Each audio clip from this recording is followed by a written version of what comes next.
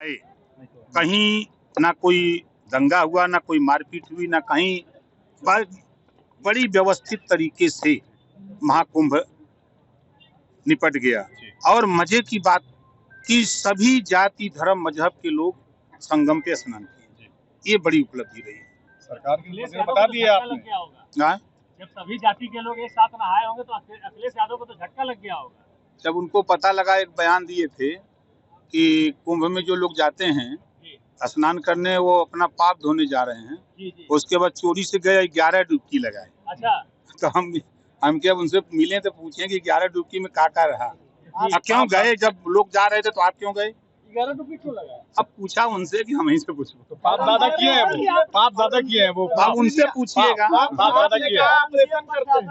आपने कहा कि ऑपरेशन, एक मिनट, आपने कहा कि ऑपरेशन किसी गरीब इस सरकार में कहीं भी जुल्म जाति या अत्याचार होगा तो उसका ऐसा ऑपरेशन होगा कि बुलडोजर तो अलग चलेगा, कानून भी अपना काम करता है। इशारा किधर है?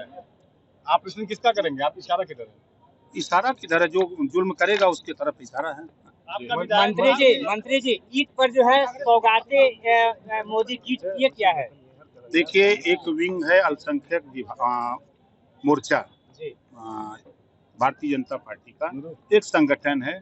उस संगठन की तरफ से प्रदेश में ईद के अवसर पर जैसे हम लोग लाभार्थियों को अपना उनका किट बांट रहे हैं, उसी तरह उन लोगों ने भी ईद के मौके पर उनको एक बस्ता दे रहे हैं। उसमें खाद्य सामग्री है, दवाई है, तमाम चीजें हैं जो वो लोग वितरित कर रहे हैं। तो क्या माना जाए ईदी है ये? ईदी है?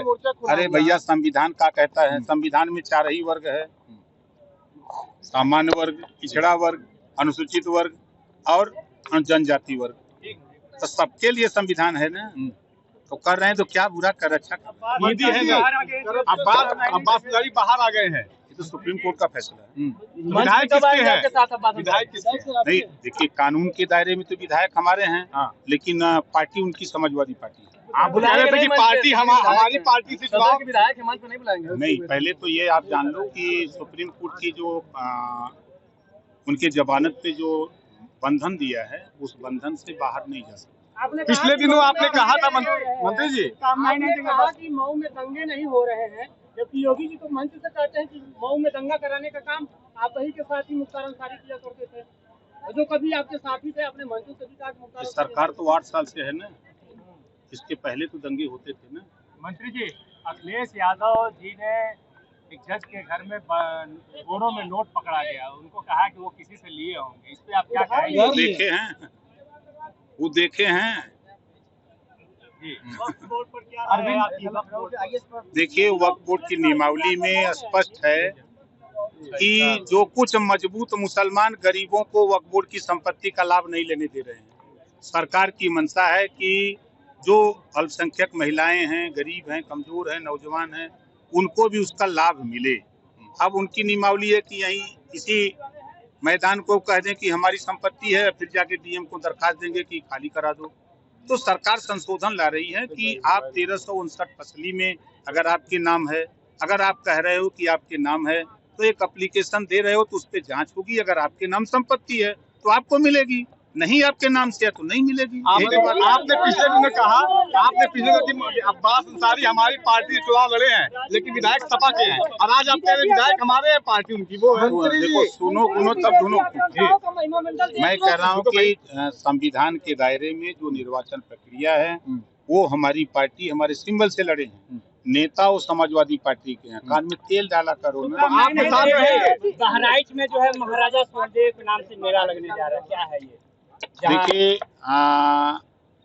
ये काबुल से ये सैयद सलार मसूद गाजी, ये था बहुत पाजी, ठीक ना।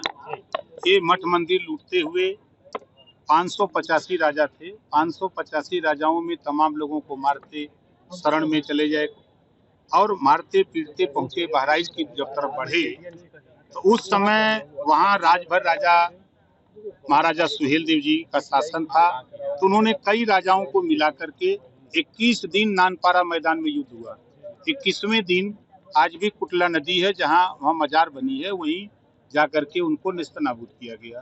तो जिन्होंने देश के मठ मंदिर को बचाया, जिसको गुलाम होने से बचाया, तो उनका मेला लगना चाहिए ना, जो देश के लिए काम करे। आपने कहा पिछले कि दिनों अरविंद राजभर रेलवे स्टेशन का निरीक्षण किए थे, उसके बाद सांसद राजीव लगातार सवाल उठा रहे हैं। आज लोकसभा में भी बोले हैं कि किस हैसियत से वहाँ चले गए निरीक्षण करने। देखिए, कार्रवाई हुई है? विपक्ष के लोग बहुत परेशान हैं। रेलवे आराम से मंत्री जी